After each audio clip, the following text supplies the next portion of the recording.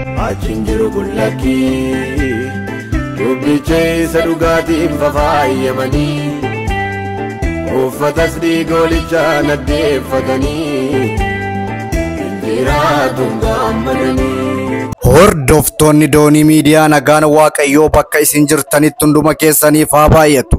Guyyaa har'aa sirni awwaalcha goota wangeelaa Abbaa Bakaasaa Filaatee godina Horra Guduruu Wallaggaa aanaa Jimmaa Gannatii waldaa Muluu Wangeelii Laaftoo Haratootti gaggeeffameera. Abbaa Bakaasaan nama wangeelaaf gatii guddaa baasan yoo ta'u, reebamuudhaan beela'uudhaan akkasumas ari'atamuuf jibbamuudhaan nama wangeela babal'isaa turanidha. Maatiiwwanii fi hiriyoottan isaanii biyyoota garaagaraa irraa dhufuudhaan bakka sirni awwaalchaa gaggeeffamutti waa'ee Abbaa Bakaasaa dubbataniiru.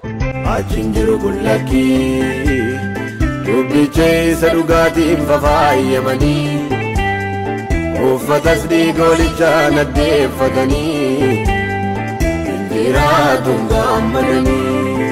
Achinjiru kullaki dubbicha isa dhugaatiin fafaayamanii uffatas dhiigolicha naddeeffatanii injiraatuun gammadanii. Achinjiru kullaki dubbicha isa dhugaatiin fafaayamanii uffatas dhiigolicha naddeeffatanii injiraatuun gammadanii. Maqaan koo Bookaa Gonchaan jedhama. Hojiin koo sooraadha, inspekteerii.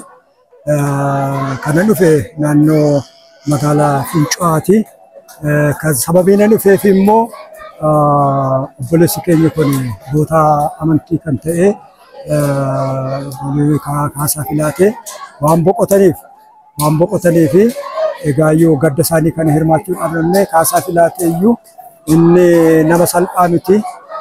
Waaqayyoo du'a qulqulloota akka bareechu duuti qulqulloota kabaja jedhee akkuma dubbatu Waaqayyoo egaa iyyuu kunoo duuti har'aa kun inni boo'icha miti konfiraansiidha jechuun danda'ama.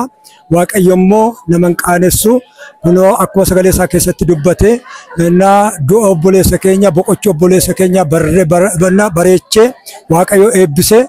Amma ani guutummaa guutuutti isa kanaan duraa caalaatti kanaan dura bara baay'ee akka waliin dabarsine yoo ta'e iyyuu na waa'ee wangeelaatii fi waliin hidhamneerra waliin beelofneerra waan baay'ee keessa dabarsine har'as immoo Waaqayyo akkaataa akkasii kanatti na guyyaanii gaggeeffamuu reenfasaa gammachuutiin eebbaatiin gaggeeffamuusaa baay'isee Waaqayyo na galateeffachiiseera. Baay'ee anaafis jajjabeenya ta'eera. Kanaaf egaa Waaqayyo immoo lafa keenya biyya keenyaa eebbisu. Ani Dr. Alamuu Waggaariin jedhama. Yuunivarsiitii Wallaggaatti barsiisaadha. Har'a iddoo kanatti kan hin argame gaggeessaa abbaa keenya Abbaa Bakaasaa Filaatee irratti argamuufidha. Inni kun egaa akka carraa tokkotti anaa fi maalii fi ijoollummaadhaa kaasanii nama nu gorsaa turanii, nama nu guddisanii, nama kallattii wangeelaa nu agarsiisanii, nama nutti dheekkamanii karaarra nu buusanidha. Duudhaa isaan qabatanii turani sana fudhannee yeroo ammaa kana nuyis amma danda'ame gochaa jirra. Egaa Abbaa Bakaasaa akkuma sila haasa'amaa ture jagna wangeelaati. Goota isaanii namoota abbootii aangoo sodaatanii fuuldura isaaniitti dhimma gooftaa Yesuus Kiristoos dubbachuudhaaf boodatti hin jedhanii yeroo tokko koloneelli tokko utuu isaan kitaaba qulqulluu dubbisanii argee mana hidhaatti maaliif dubbistaa? Ati kitaaba qulqulluu kana dubbisuu keetiinidha kan hidhamte jennaan kitaaba qulqulluu kana dubbisuu eenyuyyuu na dhorkuu hin danda'u yeroo jedhu kaballaadhaan ol utaalee kaballaadhaan rukute jaarsa guddaa kana. Harkuma rukuteen namni sun harkuma rukutee harkisaa miillisaa yeroo sana hin goge. Miillisaa hin goge booda hin dhukkubsatee si tokkas godhee fayyisee amma jedhanitti ga'anii turani. Yeroon jedhumaa jechuu kooti goota qofaatu hin taane nama dibataas turan.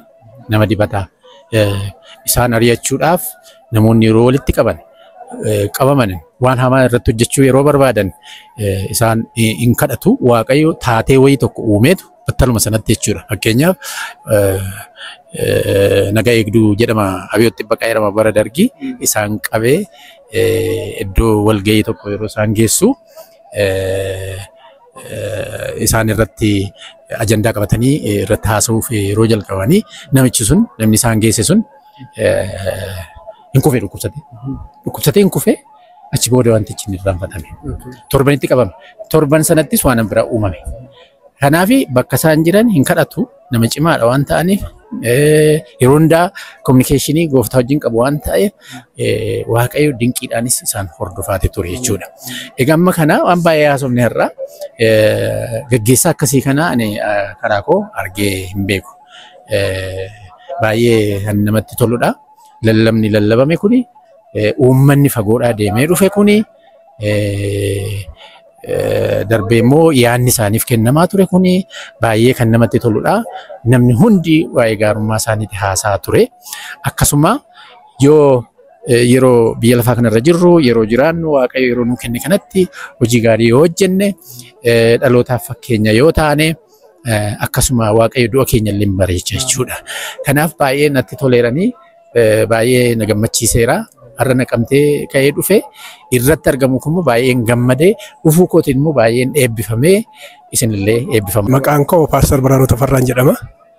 Taateen irra ta'e goota wangeelaa abbaa keenya Abbaa Bakaasaa Filaatee biyya Horroo Guduruu keessatti duwwaa otoo hin ta'in lixa Shawaa qabatee Wallagga kana Xaqlaallaa qabatee hojii guddaa kan hojjetaniif fakkeenyummaa guddaan kan isaan irraa argamu. Dhalootaaf bu'aa kan buusan amma gaafa du'aaf dulluba isaaniitti illee waldaa kan tajaajilanii fi saba waaqayyo irra deemanii kan jajjabeessan nama waaqayyooti. Kanaaf maatiin isaaniis baay'ee gooftatti kan gammadiif kan gatii kaffalan waan ta'eef guyyaa har'aa kanallee akka sagantaa nama du'aatti otoo hin ta'in sirni awwaasha isaanii akka konfiraansiif akka gammachuutti waldooleen aanaa kana keessa jiran otoo nafiin baay'ee abbaa keenyatti boqotanii kan gaggeessanidha. Kanaaf isinis miidiyaa kana waaqayyo isin haa eebbisu eebbifamaa kan isiniin jedha.